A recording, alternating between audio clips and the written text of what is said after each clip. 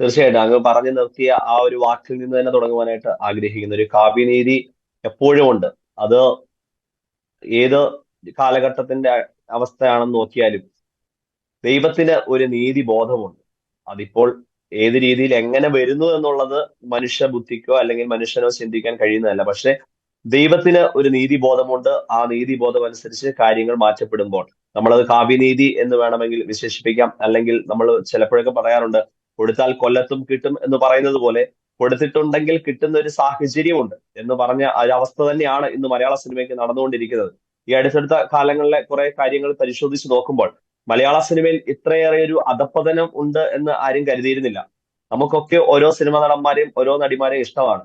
കേരളത്തിന്റെ ഒരു പൊതുബോധം ഇപ്പൊ രാംസിംഗൻ സാറ് പറഞ്ഞതുപോലെ കേരളത്തിന്റെ ഒരു കാലഘട്ടത്തിൽ എന്ത് ധരിക്കണം എന്ത് ഭക്ഷിക്കണം എന്ന് ചിന്തിക്കുന്ന രീതിയിലേക്ക് സിനിമ എന്ന് പറയുന്ന മാധ്യമം മാറ്റപ്പെടുന്നു. ഞാനൊക്കെ സ്കൂളിൽ പഠിക്കുന്ന കല്യാണരാമൻ എന്ന് പറയുന്ന സിനിമയിലെ ദിലീപിന്റെ ഷർട്ട് വാങ്ങിക്കാനായിട്ട് വീട്ടിൽ വഴക്കുണ്ടാക്കിയിട്ടുള്ളവരാ. അപ്പോൾ നമ്മൾ ആ ഒരു രീതിയിലേക്ക് കാലഘട്ടത്തിന്റെ ഒരു ചിന്താധാരയെ മാറ്റിക്കൊണ്ടുവരുവാനായിട്ട് ഈ ഒരു മാധ്യമത്തിന് കഴിഞ്ഞിട്ടുണ്ട്.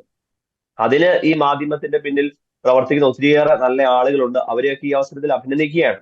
ഇപ്പോൾ ആരാണ് ശരി ആരാണ് തെറ്റെന്ന് പറയാൻ കഴിയാത്ത വിധത്തിലേക്ക് കേരളത്തിലെ സിനിമാ രംഗം മാറ്റപ്പെട്ടുകൊണ്ടിരിക്കുന്ന ഈ ഒരു അവസ്ഥയിൽ നമുക്ക് കുറെ ആളുകളെ വ്യക്തിപരമായിട്ട് നമുക്കൊക്കെ പരിചയമുള്ളവരാ. അപ്പോൾ അവരോട് ആരും നമ്മൾ ചോദിക്കുമ്പോൾ അങ്ങനെയല്ല, ഇങ്ങനെയൊക്കെ നടന്നിട്ടുണ്ട്, സംഭവങ്ങൾ നടന്നിട്ടുണ്ട്, ഇല്ല എന്ന് ആരും തന്നെ പറയുന്നില്ല. പക്ഷെ ഈ ക്രൈസ്തവ മൂല്യങ്ങളെയും അല്ലെങ്കിൽ കുടുംബ പശ്ചാത്തലങ്ങളെയും തകർക്കുന്ന രീതിയിലേക്ക് ഈ സിനിമാ മാധ്യമ രംഗം മാറിയിട്ടുണ്ടായിരുന്നു ഒരു കാലഘട്ടത്തിൽ. ഇവിടെ ഒരു സമൂഹം മാത്രം എപ്പോഴും വിശുദ്ധമായി നിലനിൽക്കുന്ന രീതിയിലേക്ക് ചിത്രീകരണ മേഖലകൾ മാറിയിട്ടുണ്ടായിരുന്നു. ക്രൈസ്തവ വിശ്വാസത്തെയും ഹൈന്ദവ വിശ്വാസത്തെയൊക്കെ ഒരു ചോദ്യം ചെയ്യുന്ന രീതിയിലേക്ക് അല്ലെങ്കിൽ അതൊക്കെ തെറ്റാണെന്നുള്ള രീതിയിലേക്ക് ചരിത്രത്തെ വളച്ചൊടിക്കുന്ന രീതിയിലേക്കുള്ള സിനിമകളും അത്തരത്തിലുള്ള കാര്യങ്ങളൊക്കെ ഇവിടെ വന്നിട്ടുണ്ടായിരുന്നു. അതിനെയൊക്കെ പ്രതിഷേധിക്കാൻ ഇന്നും ആളുകൾ തയ്യാറാകുന്നില്ല, അല്ലെങ്കിൽ പ്രതിഷേധിച്ചവരെ മാറ്റി നിർത്തുകയാണ്. അതെന്തും ആയിക്കൊള്ളട്ടെ. പക്ഷെ പ്രതിഷേധിക്കുവാനായിട്ട് ആളുകൾ തയ്യാറാകാതെ വരുന്ന ഒരു സാഹചര്യം ഇവിടെ ക്രിയേറ്റ് ചെയ്യപ്പെട്ടിരുന്നു.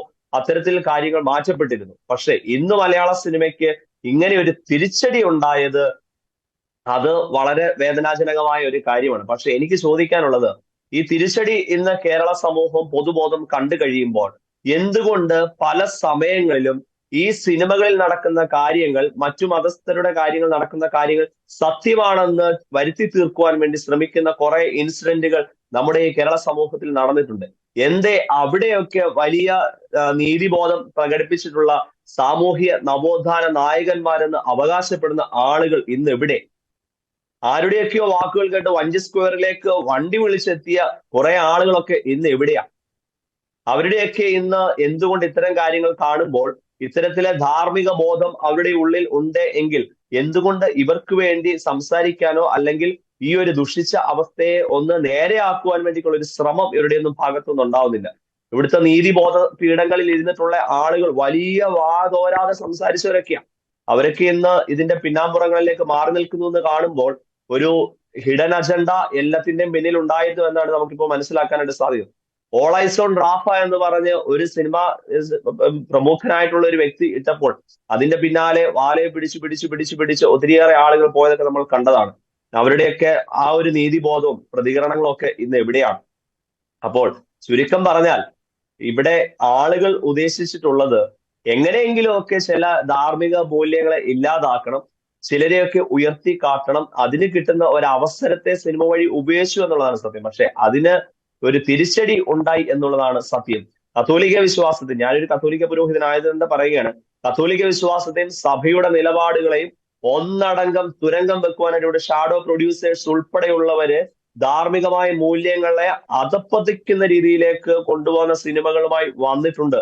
അതിനൊക്കെ ചോദ്യം ചെയ്യപ്പെട്ട കാലയളവിൽ ആവിഷ്കാര സ്വാതന്ത്ര്യം എന്ന് പറഞ്ഞ ആളുകൾ ഇന്ന് എന്തുകൊണ്ട് ഈ ആവിഷ്കാര സ്വാതന്ത്ര്യം ആ ആളുകൾക്ക് ഒരു വിലങ്ങ് തടിയായിട്ട് നിൽക്കുന്ന സാഹചര്യത്തിൽ അവർക്ക് വേണ്ടി പ്രതികരിക്കാനായിട്ട് കടന്നു വരുന്നില്ല എന്ന് കാണുമ്പോൾ പൊതുബോധത്തിന്റെ മുൻപിൽ ഇവരൊക്കെ എന്ന മുഖംമൂടി അണിഞ്ഞു നിൽക്കുന്നവരാണെന്ന് നമുക്ക് പറയുവാനായിട്ട് സാധിക്കും. ആ ഒരു അവസ്ഥയെ ഉണ്ടാക്കി കൊടുക്കുവാൻ തക്കോണം ഇവിടെ ആരൊക്കെയോ ആളുകൾ ഇതിന്റെയൊക്കെ പിന്നിൽ പ്രവർത്തിക്കുന്നുണ്ടെന്നുള്ളത് സത്യമാണ്. ആ പിന്നിൽ പ്രവർത്തിക്കുന്നവരെ ആര് പൂച്ചയ്ക്കാര് മണികെട്ടു എന്ന് പറയുന്ന പോലെ ഈ പിന്നിൽ പ്രവർത്തിക്കുന്നവരെ കണ്ടെത്തുവാനായിട്ട് ഇവിടുത്തെ അധികാരികൾ തയ്യാറാകണം. ഇതിന്റെ പിന്നിലെ ഫണ്ടിങ്ങുകളെ കുറിച്ചൊക്കെ തയ്യാറാകണം.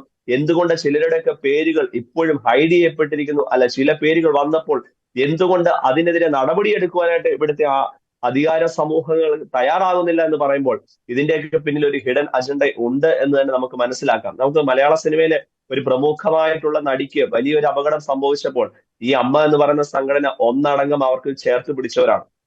അപ്പോൾ ആട്ടിൻതോലിട്ട ചെന്നായ്ക്കളായിട്ട് മാറുകയായിരുന്നോ ഇവരെന്ന് നമ്മളൊന്ന് ചിന്തിച്ചു നോക്കേണ്ട ഒരു അവസ്ഥ കൂടെയാണ് ഇതെന്ന് നമ്മളെ ചൂണ്ടിക്കാണിച്ചു തരുന്ന ഒരു വസ്തുത അത് തന്നെയാണ്. ആട്ടിൻതോലിട്ട ചെന്നായ്ക്കളായിട്ട് ഇപ്പോഴും അവരൊക്കെ മാധ്യമങ്ങളുടെ മുൻപിലൊക്കെ നിൽക്കുമ്പോഴും നമ്മൾ ഓർത്തിരിക്കുക, കൊടുത്താൽ കൊല്ലത്തും കിട്ടും, അടിച്ച നാണയത്തിൽ തിരിച്ചടി കിട്ടുന്ന ഒരു സാഹചര്യമാണ് ഇപ്പോൾ നടന്നുകൊണ്ടിരിക്കുന്നത്.